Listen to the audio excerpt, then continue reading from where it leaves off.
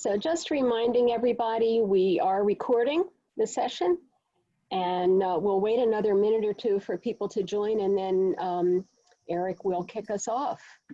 So thank you for being with us today. And hi, Scott Shoemaker. Hello.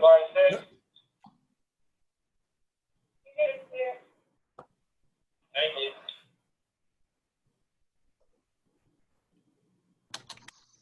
Okay, we're gonna, one second, we got people waiting here.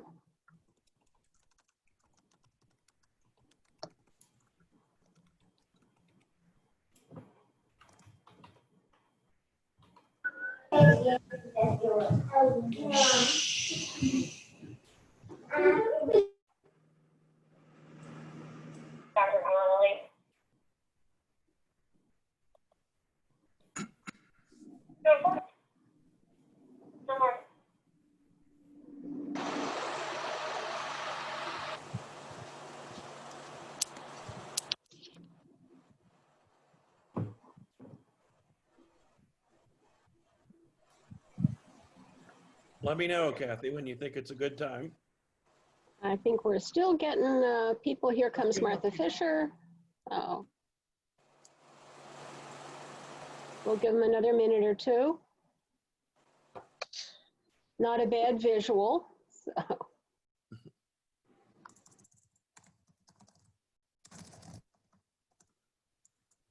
Okay, Eric, why don't you kick us off then? Well, first, welcome to everybody. Good morning, good afternoon on the East Coast, good evening in Poland. This is the second in a series on conservation by zoo advisors in a series called New Tomorrow.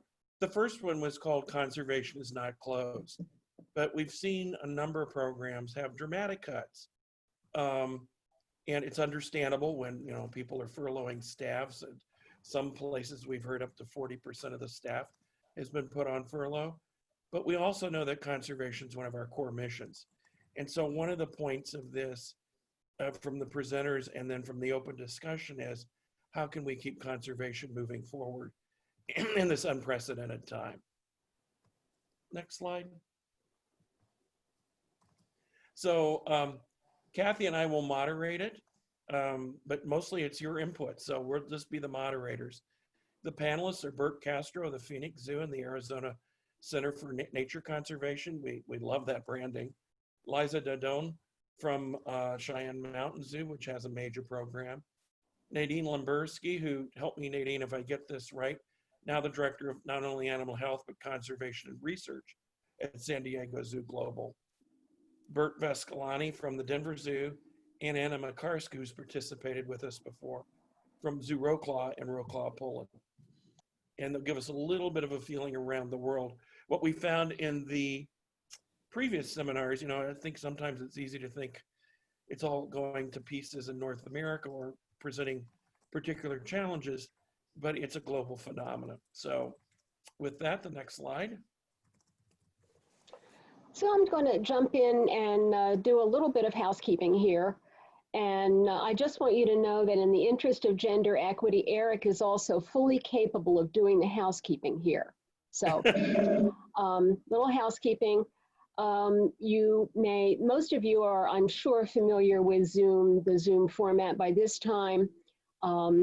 Just make sure if you want to raise your hand to speak in the participant window. Otherwise, we're asking you to all mute yourselves to minimize the background noise. We do have a really full house today, which is terrific. We had more than 140 people register for this, so we don't think everyone will be able to attend. And you may also use the chat window to make a comment on anything or to ask a question. So as Eric said, Eric and I will moderate, we'll facilitate. The other thing is as I mentioned, we are recording this. And a few days after the webinar today, Eric and I will put together a highlights report, and we will post that on our website. Make sure you're aware of that. And we will also post a link to the recording. So this is close to the 20th webinar Zoo Advisors has hosted since April, with more than 2,000 people logging on. So we're absolutely delighted to have you today, and I'm going to turn things over then to Bert Castro. These are just a few of the questions before I forget we're going to be talking about today, but let's get started with Bert. Bert Castro from Phoenix Zoo and Arizona Center for Nature Conservation. Thank you. Thank you. Can everybody hear me? Can you hear me all right? Thank you, Kathy and Eric, for inviting me in. You guys have asked me to give kind of an overview of the Phoenix Zoo conservation programs. And like most conservation programs in AZA zoos and aquariums, the Phoenix Zoo program is constantly evolving over time. You know, prior to 2008, the zoo was involved in several conservation initiatives, mostly on a supportive role. Not until about 2008 that we created a new standalone native species conservation and science department. And we started off small. We started off with one conservation director and one conservation manager. And over the past 12 years, we've been able to grow the department to 5 conservation technicians, a conservation supervisor, a director of conservation, and a VP of conservation and education. We also have about a dozen volunteers that help us with our programs. I'd like to just take a minute to thank Ruth Allard. She's our VP of Conservation and Education, and she's really led the way in building our conservation capacity at the Phoenix Zoo. Our main focus has been working with species of concern in Arizona with an emphasis on breeding and rearing for release. We also do a lot of research as well as the occasional temporary emergency evacuation of imperiled species. We work closely with agency partners like Arizona Game and Fish and U.S. Fish and Wildlife Service, as well as academia. Arizona State University is just 5 minutes away. We have a great relationship with them, as well as the University of Arizona. With regards to the emphasis on our unique role that we play, we've been able to assist our agency partners by solving potential problems before they occur in the field. To give an example, the latest one we did, we were able to fit and test telemetry devices on narrow-headed garter snakes before being released into the wild. And so, you know, we're able to fit those devices on the snakes in a very controlled setting and test whether the devices would stay on the snakes and then actually drop off the snakes when the snakes shed. And that testing actually worked out really well, and it was a big success.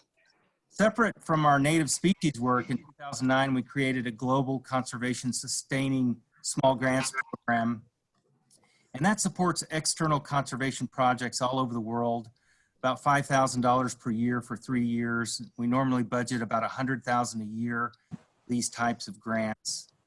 And then the interesting thing was in 2014, we hired a research firm to help us consider a rebranding of the zoo's governing body. They helped us establish a foundational understanding of where the Phoenix Zoo sat with stakeholders with regards to being a conservation organization. And kind of in a nutshell, they spent 8 months surveying our stakeholder groups, like our members, our donors, visitors, community leaders, volunteers, and even non-visitors. And what we found was that many of our stakeholders did not recognize the zoo as a conservation organization, but more as a recreational place to have fun. So we wanted to elevate that and you know, elevate the understanding that while we're a recreational facility, more importantly, we're a mission-driven organization. And the culmination, there's a lot of things that happened, but the culmination of that was a rebranding of the Arizona Zoological Society to the Arizona Center for Nature Conservation. And then about 5 years ago, we formalized our field conservation research program. It's still in its infancy, but we have one full-time PhD leading our in-house field conservation work, and he manages several graduate and undergraduate students. And with regards to our funding, the majority of our funding comes from, we bake it into our operations. We do get foundation grants from our agency partners, as well as individual donors, and that's been growing over time.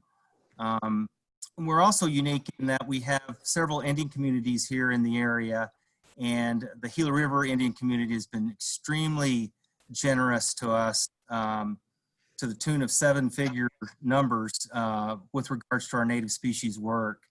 And then we made it a priority over the last couple of years to increase our conservation fund that hovered around $500,000 to about 2.5 million. So that's kind of an overview of our Phoenix Zoo's conservation program. Back to you, Kathy. That's great, amazing. So amazing growth too. I like to see that.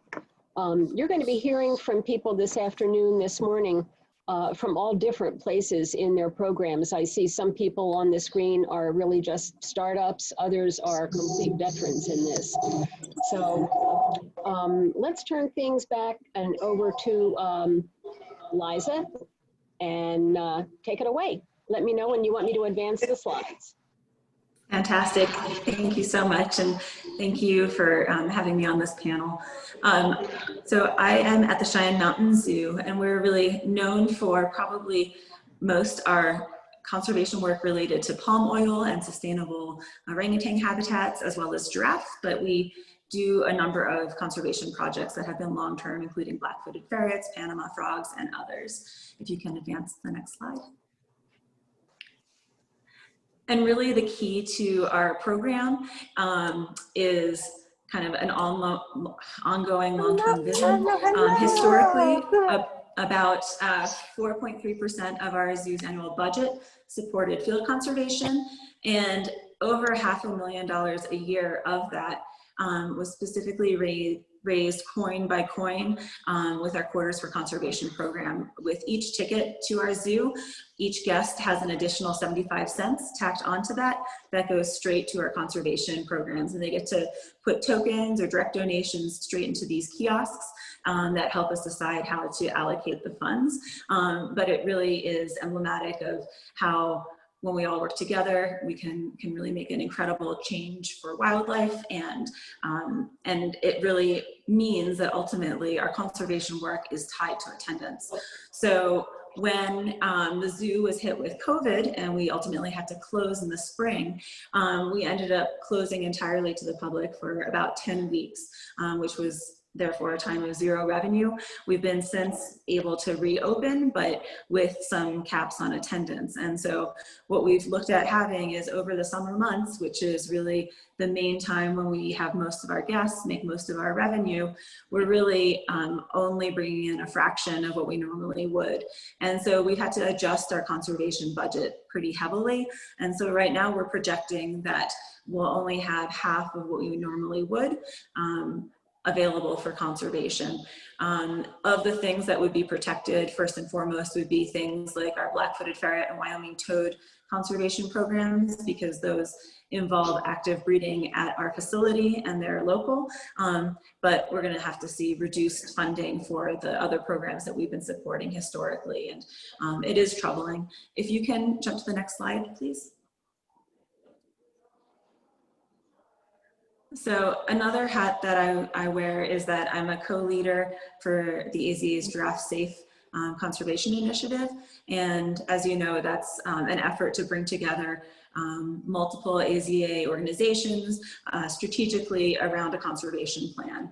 And so what the chart here shows is that in the 3 years before the SAFE program started, the AZA-wide support for giraffe conservation was in the neighborhood of $200,000 to $300,000 a year, which was good. But the moment the program started in 2017, zoos started to talk more about giraffe conservation, and I think some momentum started to build, and the overall contribution for giraffe conservation more than doubled. We continued to see growth such that in 2019, $1.5 million was raised and supported giraffe conservation coming directly from AZA zoos. At last stand, we were 26 partners strong, which is absolutely amazing. but we have seen some major impacts because of COVID. When COVID hit, we reached out to our partners, and almost everyone was not really able to afford much time and energy around conservation issues. We ended up sending a survey to all of our partners, and one of the questions we asked was, do you see any change in how your zoo will be able to support giraffe conservation in the coming year? And we had respondents from 16 zoos, and 2/3 of these zoos said that their support for giraffe conservation in the coming year was probably going to be decreased or potentially non-existent, just because of how the zoo is going to have to focus on being able to stay afloat. You can jump to the last slide, please. Clearly what the impact is going to be for the overall AZA focus on giraffe conservation, I guess, remains to be determined. But when I've been reaching out to some of our field partners to understand what's happening on the ground, you know, we're hearing some horrible things about the realities in the field. So countries like Uganda really depend heavily on tourism, and they've had to close their borders, and they to tourism, and so the parks have been closed, and with that, people have lost jobs, there's been food insecurity, and we're hearing about increased poaching. The Uganda Wildlife Authority veterinarians told me that typically they'll go through maybe 3 or 4 bottles of atropine in their desnaring efforts in a month in one park, and while the parks were closed, sometimes they were going through 3 times that. At the same time, they're seeing their drug budgets cut in half, and the vets don't always have reliable access to vehicles. And so their ability to get out to help these animals in a timely way is hugely impacted. And when you're already dealing with a species that's, you know, really on the brink of potentially being lost, this lack of response, this lack of infrastructure could potentially be catastrophic. With that, I'll just pass it back to you. So thank you. We're going to just stop sharing right now so we can see each other. We don't have any more slides for this part of the program. And let me just take a quick break here and see if we have anything in the chat. No immediate questions. Don't forget to either raise your hand or use the chat room for questions. And now let's turn things over to Nadine. Thanks, Kathy. Thanks. Good morning, everybody. So I'm Nadine Lamberski, and like Kathy said, I work with San Diego Zoo Global.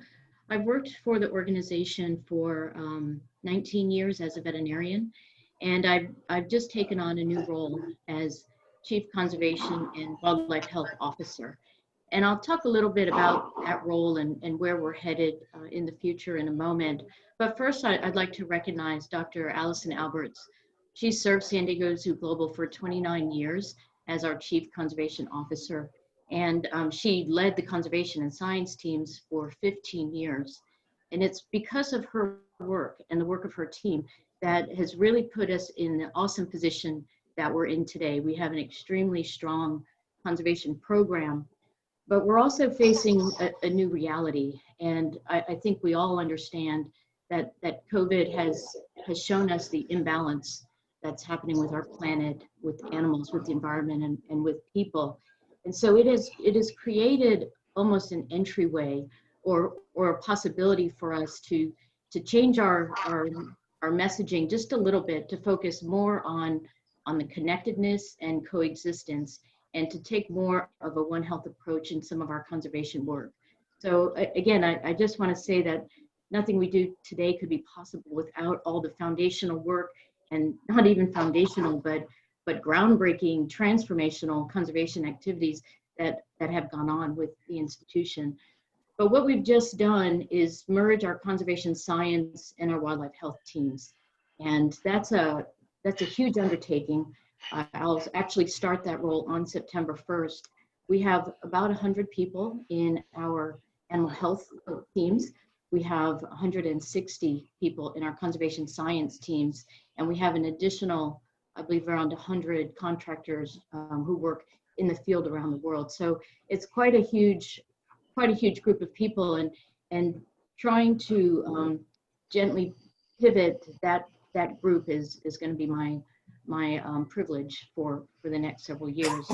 So what we're really trying to do is I think, like everybody, we're well, we've been closed for months. We've been open now for a couple months, but we certainly aren't making money.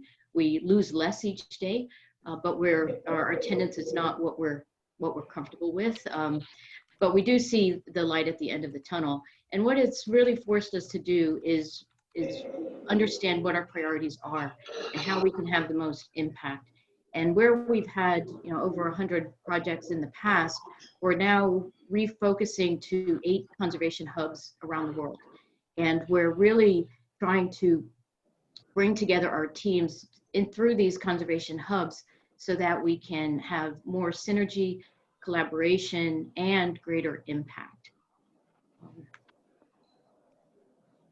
So again, I can't speak too much more about it as I'm just embarking on this path, but I'd in a few minutes be happy to answer any questions or talk more specifics if you want to know more. Thank you. I made a note of the 4 words you just ended on: focus, synergy, collaboration, and impact. Those are themes that Eric and I have seen. We've been doing some conservation planning and talking to other folks. We've seen those 4 themes really as a common thread, no matter what size zoo. So thank you. Let's move along. Unless there's any questions right now, we'll get Bert Vescolani from Denver Zoo. Thanks, Kathy. So Denver Zoo, like many... I missed Dean. I'm sorry? Oh, okay. Denver Zoo, like many others, has been closed. We were closed for quite a while. We were closed for 3 months. The difference between Colorado Springs and Denver are very different, that Liza could tell you. So we had a little different process of getting open than they did. In that process of reopening and getting things back on track, of course, we made pretty substantial reductions and changes in our overall budgets and the things that we were doing. But really what led all of this and what continues to guide us is our strategic plan. We worked with zoo advisors a year and a half ago now, to really begin to think through and reimagine what conservation looks like for us, as well as all the other functions within the zoo and everything that we're doing. And we look at our conservation in a very broad way. So part of what we do is sustainability, our sustainability work, recycled water, the work that we're doing in restoring and managing waste and trying to figure out those aspects of what Denver Zoo has been doing for a long time. The second piece is obviously the conservation education piece. And how do we work with people to help them understand and connect with the wildlife that we hold, but beyond that, the wild places that we want to protect and manage. And then kind of lastly, but probably a more focal point for many of you, is our field conservation work. Our field conservation work at Denver Zoo, as Nadine said, it really was built by a team of really amazing people over the years. And in the case of Denver Zoo, we've been in Mongolia for 30 years. And that work over those 30 years has matured and developed and been in a spot where we've been thinking about and working with and learning from how to be better stewards and partners and connectors in so many ways.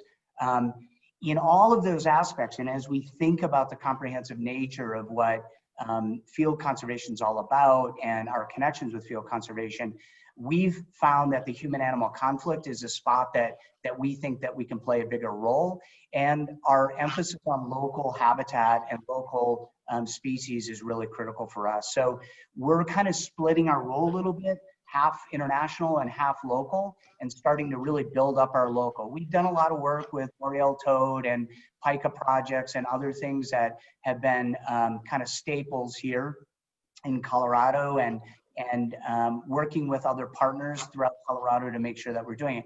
There are a lot of conservation organizations in the Rockies. So what is our niche? Where do we fit? What special attributes do we have, or skills and techniques and abilities that we can help facilitate change and modifications? But at the end of the day, that human-animal conflict is where we think is not only going to grow in COVID, as we've heard some examples of with giraffes and others, but also a place that we feel that we can help facilitate. So how does that psychology work? How does the connection to animals? How do we utilize our collection? How do we use our community connections and our love and appreciation that is always there with the partners that we have, and do it in a more meaningful way? So that is our focus. As far as reductions, we made substantial reductions, but we kept the program leads in place. And that was really important for us because they're the ones who are interfacing with our international partners the most. So those numbers, we were funding probably around $2.2 to $2.3 million in conservation annually, and we've reduced that probably about where Liza was, about half. And in that reduction, we worked very closely with our partners to facilitate what that would look like for them and how we could work with them in the 5 areas that we are: Peru, Vietnam, Mongolia, Botswana, Rocky Mountain Great Plains, our main areas that were involved. And I think I'm just about out of time. So I'll stop there and then let questions. Now, Kathy, note that this is a first for Bert Vescolani to ever finish within 5 minutes. I noted that. Hey, the check Cheryl is in knows the very mail. well. Thank you. And you know, I saw a question from Nick from Oakland in the chat room, and then a thumbs up from Charlie, asking about the decision-making process that we've had to, that a number of you have had to make those 50% or whatever reductions. We're going to hear from Anna now, but that will be the first question, and I'll turn it over to Eric to facilitate after Anna's.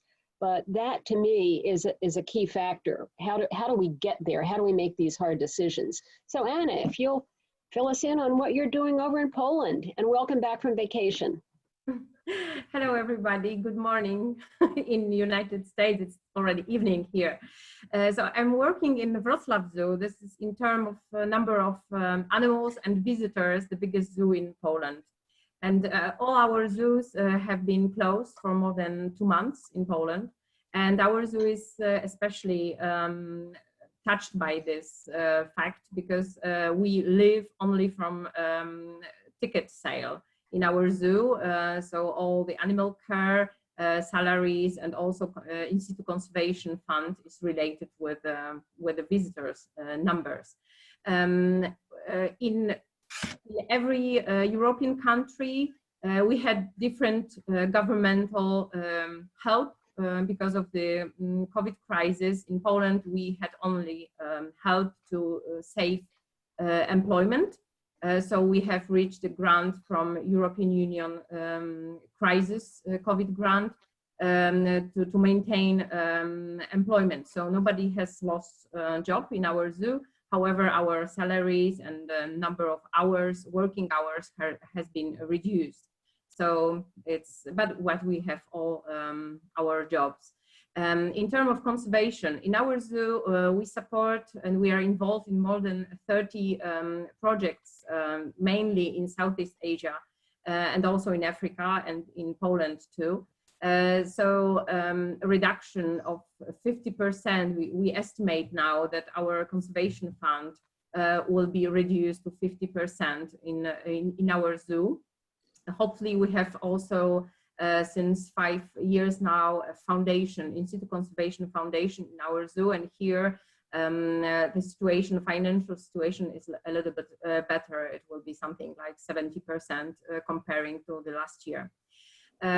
So we are just open. So the attendance at the zoo for summer holidays months has been very good. And we are very happy, but we are still very afraid if the lockdown will repeat now in autumn, because we have more and more people affected by COVID now. So we are very, very afraid how things will going on at the zoo and also in the conservation. In conservation, we had to react very rapidly. We have been in the middle of education grant received from WASA, the Nature Connect grant in Laos when the COVID has started. So we had to change totally plans because also of the regulations in Laos. But also we had to stop all the travels or our direct engagement in those projects. And I think this is a good lesson we have learned, that we have to much more be in contact with the local conservationists, local researchers and local communities, and just to engage them much more in our projects than before. And this is what we are doing now, starting from some paperwork, which took a lot of money and time and our travels to Vietnam or Laos. Now we are trying to find someone on site, which will taking care of this work, and we stay connected with the people. But of course, we had to make decisions which projects will be delayed till next year because of lack of the money. We try to change some fundraising events to virtual ones. So we have virtual lectures, which were previously live at the zoo, and now we organize this online. And also we have changed mode of wild run. It was a run by the zoo every year organized, which are really good profit for the Institute of Conservation. So now we are just organizing this virtually, and we hope we will have the same or maybe bigger income, because people can run all around the world, not only in our zoo. So this is what we try to do, and to keep conservation live. So every time I hear someone talk about a zoo run or running around the world, I have this image that I would love to do someday. I'm not going to get you to try it, though, don't worry. Is on a Zoom call like this, when we have 70 or so, 75 people, ask everybody to stand up and run in place and send Anna $10 for the run. So one of these days, we're going to do that. So thank you. Eric, I'm going to turn it over to you. Do you want to start with the question that Nick raised and Charlie seconded about the decision-making process that goes into these tough calls? Exactly. Thank you. I don't think there's a right answer, so I'm not looking for that. But if I could paraphrase Bert, what are your different policies for when you save a program hoping it'll be rebuilt, like maintaining your field connection, or you just say we're going to cut back from to 8 programs from 20, and somebody's going to be left unfunded? Any thoughts on that? Yeah, I mean, I can chime in really quickly, because every part of the zoo was touched through COVID. Every department was affected. Like many of us, we make really hard decisions, and those decisions at the end of the day fall on the leadership. They fall on the CEO and the board, and at the end of the day, it's our fault or our benefit, right? Or whatever you want to look at it. But we made sure, at least at Denver Zoo, that the program officers and the folks that were involved in the day-to-day operational side were involved in the discussion. They weren't involved in all the decision-making, because you just can't in some cases, but we really wanted to make sure that we kept the integrity of what we could. It is a core part of our mission. It is what we do as an organization, and we had to make sure that we were thoughtful about that approach and how we went after it. Now, did we make some mistakes? I'm sure we did. And would we have not wanted to make some of the changes that we did? Absolutely. But it's helping us focus. It's helping us think more deliberately about where we put our resources, and making sure that the outcomes from those resources are really, the KPIs and the measurement pieces that we want to do. And conservation isn't something you do in a budget cycle, right? It's something that takes multiple budget cycles. So some patience in all of this has to be there, and we have to think about how to do that over the long term. But really, for us, the strategic plan was the guide, and then the individual program officers about where we should negotiate, discuss, and make those changes were critical. Anybody else want to weigh in on the decision-making process? I can give it a try. And I won't be able to say this is based on experience, because we have not to this point cut any conservation programs. However, we know that that's definitely a potential for us. And we are now working on the process, or trying to develop a process to make those decisions. So I mentioned a few minutes ago that we're refocusing our conservation work around 8 hubs. So it's going to be very important going forward that the projects that we continue to invest in are linked tightly to those hubs. And those hubs are centered around partners in the region. And our work should serve the needs of those partners. So projects that are peripheral to that, or are not serving kind of the common goals of that conservation hub, may not be what we end up doing long term, or that we continue to invest in. And we have so many programs with a long history that we're under a lot of discussion now on how do you end those? You know, how do you end those and not end relationships that are important to you? How do you end it and not damage your reputation? And so we're you know, we wouldn't just walk away from a program. We would have, and credit Allison and her team for coming up with beautiful exits for our conservation work. And some exits may be quicker than others, and some may take years in order to stop some of our work. But we know that we have to. That's the reality of the world that we're in right now. Is anyone from a smaller organization? I mean, we've heard from Denver and San Diego Global, both of which are large organizations. Anyone from a smaller organization want to share your experience in and how you made those tough decisions?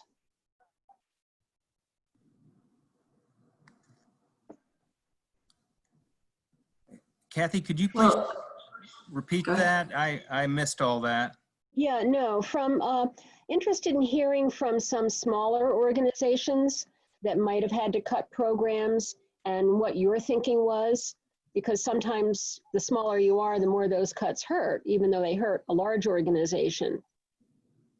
So, you know, I don't think we're classified as a small organization. We're probably a medium-sized organization, and you know, we have lost about $5 million in revenue since March. We were closed for about 90 days. We opened back up, and COVID hit us very hard. One of our very dear employees died of COVID, and we had several people infected with COVID, so we decided to close again, and we're still closed.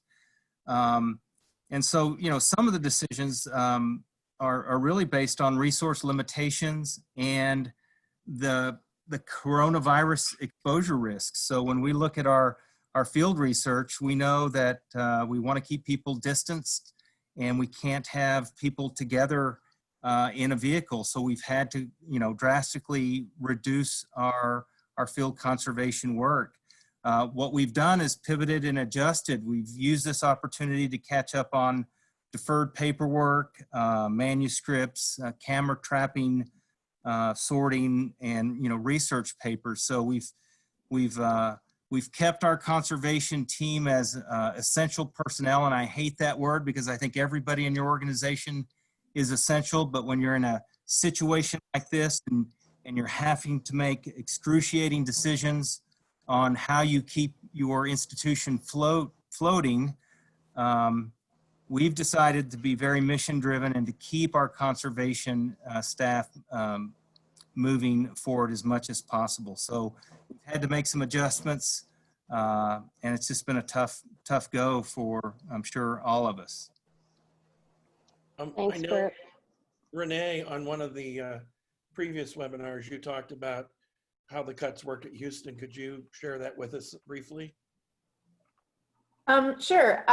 We ended up talking to the partners pretty in depth, everybody. We have over 40 different partners, and just really kind of discussed how their pivots would go. And a lot of their changes aligned fine with what we were able to give. We're still trying to figure all of that out. But we've also upped the amount of grant kind of opportunities that we've been looking for them. And really, it's all been kind of equaling out. We haven't really had a huge amount of change happening, even though our zoo has been closed a long time. We were actually very challenged for finances and things like that, but we've been trying to work around different other options. And I think all the partners are trying to do that as well. So I think we've just got a totally changed environment.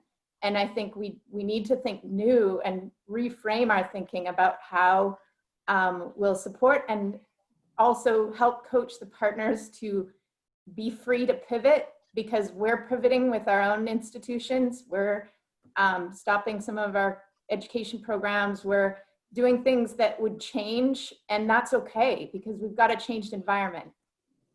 So yeah, we've just been doing a lot of talking through it, and it's been working out really well. Does anybody have any insights on new or different sources of funding? I mean, we've talked about, I think zoos historically have underused, and Mike, you could talk to this, some of the U.S. Fish and Wildlife Service money. Are there funds at the United Nations that we have historically not gone at? Anything like that, to think of alternative funding as COVID seems to be going on for a while. I mean, until the vaccine, so. Thoughts? Mike, do you have any thoughts? Yeah, you know, we do get a lot of support through the federal government and the state DNR, but we haven't had anything new since COVID. We're just hoping to maintain on the species recovery programs. If I can add a comment, I think it's actually going to get more challenging as opposed to easier from the funding stand. When communities have to pivot to take care of, you know, as Bert said, essential staff, which we all kind of struggle with because all the staff we have help us achieve our mission, but communities, cities, and so on are dealing with the same kind of thing, right? So they're getting to essential or core funding for whatever that might be. It may be food shelters, food security, maybe homelessness, it may be a variety of different things. And my concern is that no matter how you've funded your conservation programs, all of those funding sources technically are at risk. And so figuring out new models for that and longevities of those programs and being honest with our partners, as we've shared, a couple of people have shared that you sit down and you negotiate and discuss that. I think Renee said it really well, which is, hey, look, we're in this just like you're in this, and we've got to work together to figure this out. And it's a shared understanding and a shared participation of that involvement. But I don't think it's going to get easier in the short term by any means, even with a vaccine.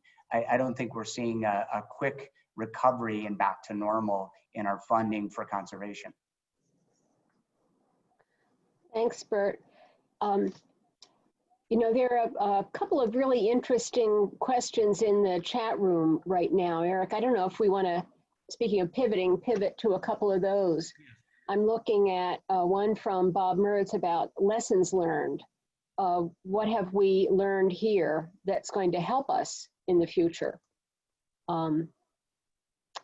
Anybody learn anything?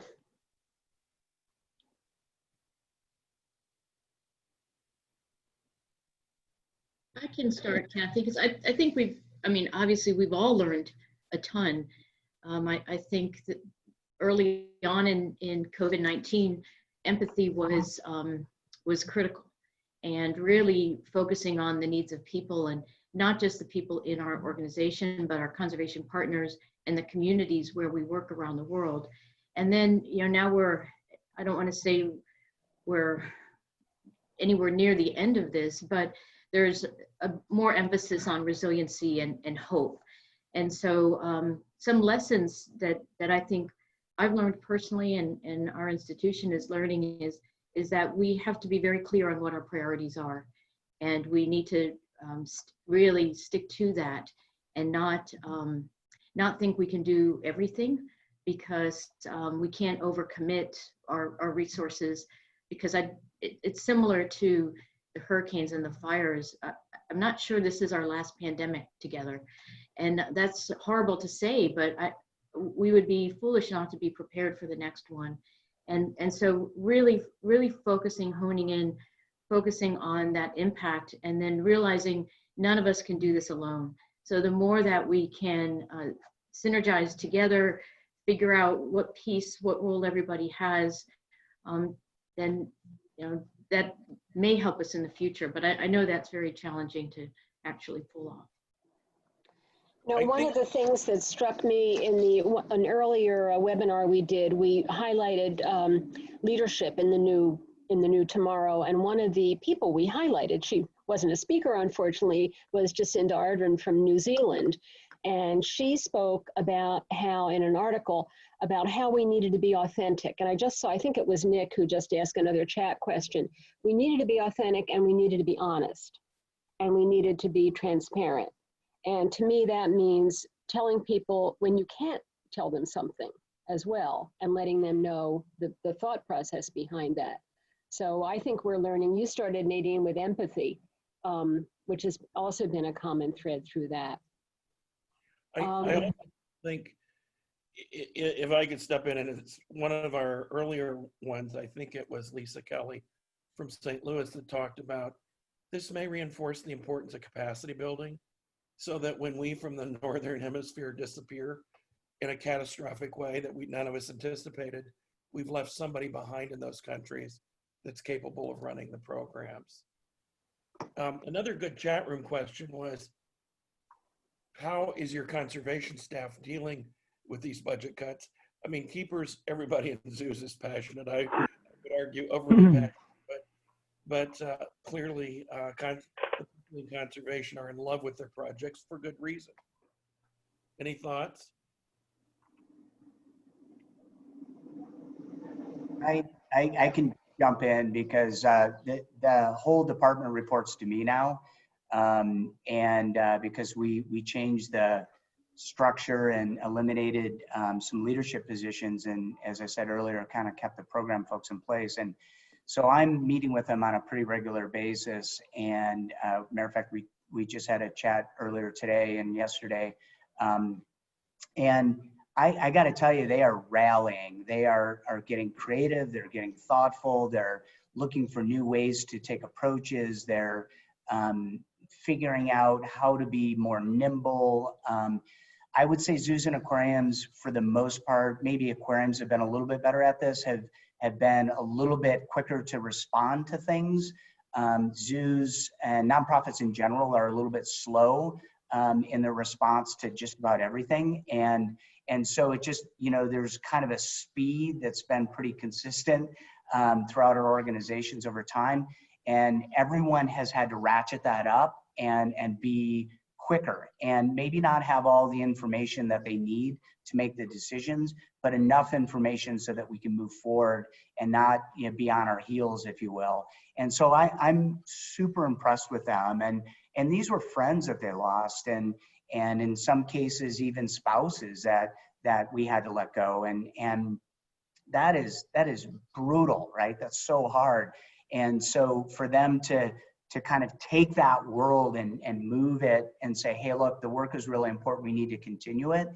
And we need to find new ways to continue it.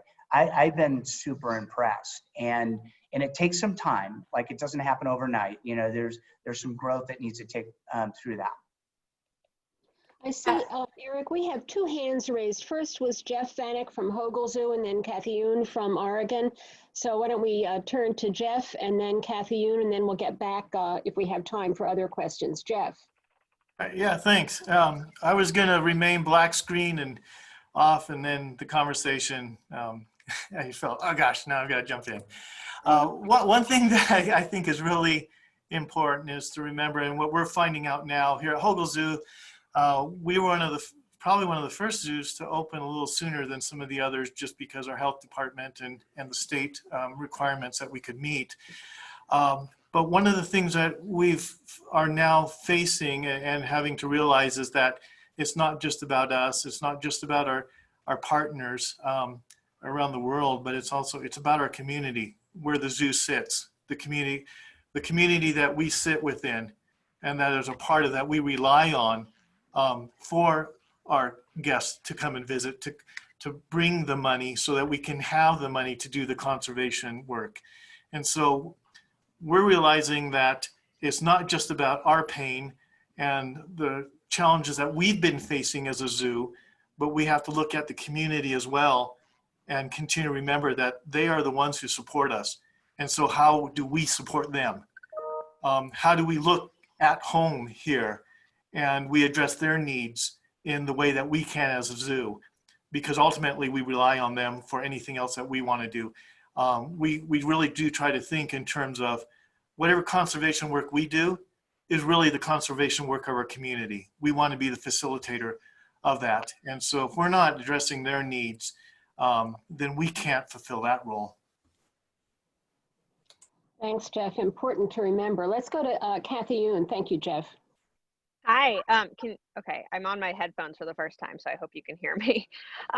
So a lot of what I'm going to say is kind of overlays on top of this, but for us at Oregon, you know, we have tried to do as well as we can to address the institutional trauma that's occurring. Someone else mentioned, you know, these are friends and spouses, people who built careers, you know, and the survivor's guilt is real. And I think that's been a really big thing for us to recognize and honor as we move forward. But for our conservation work, one thing we've really focused on is that also that community aspect and thinking about, okay, we're not going to stop doing condors, we're not going to stop doing, you know, butterflies, but what are the areas that are really going to resonate with our audiences? You know, people coming back to the zoo, especially in Portland, are thinking a lot about racial justice, the protests that are happening every single night in our downtown area. So where are the nexus points where we can think of conservation justice as an important issue for us to think about? Also things like, you know, we had washed ashore come the day before we closed.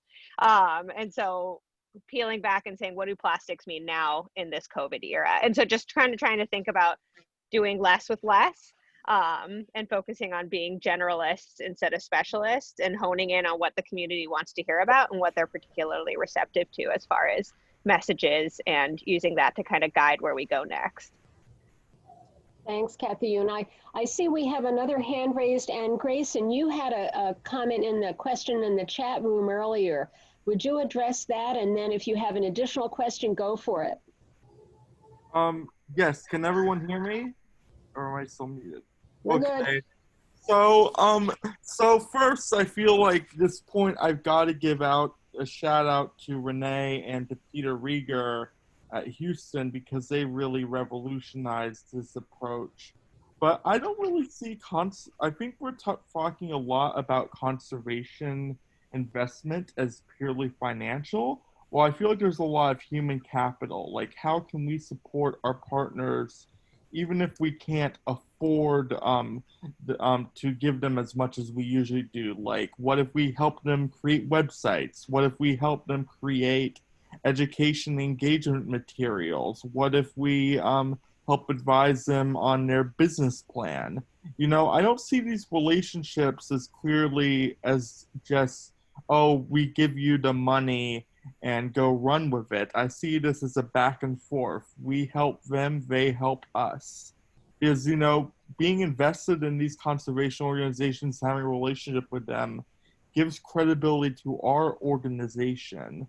So even if we can't afford to support them the way we did, we should still have a relationship with them. And I see the sky as being the limit in terms of what we can do from an engagement perspective, even if we can't give as much as we usually do.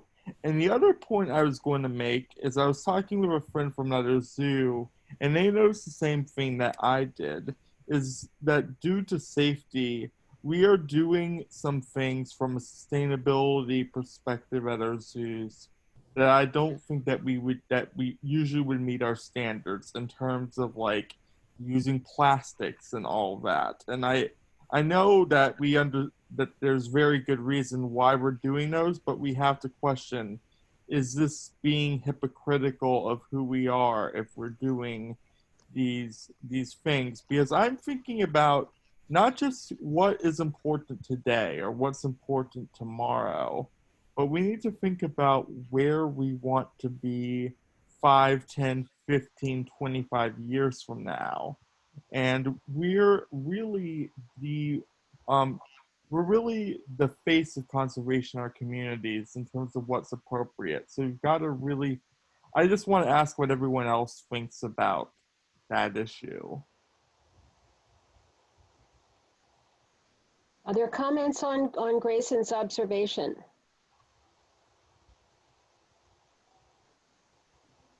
Kathy, I can address the waste issue, the sustainability issue. We're having really big discussions about that right now because I think it's the medical industry has been faced with this for a long time. The disposable nature of safety and in our environment and what we do and how we maintain that, and the way everything is sealed and prepared and so on.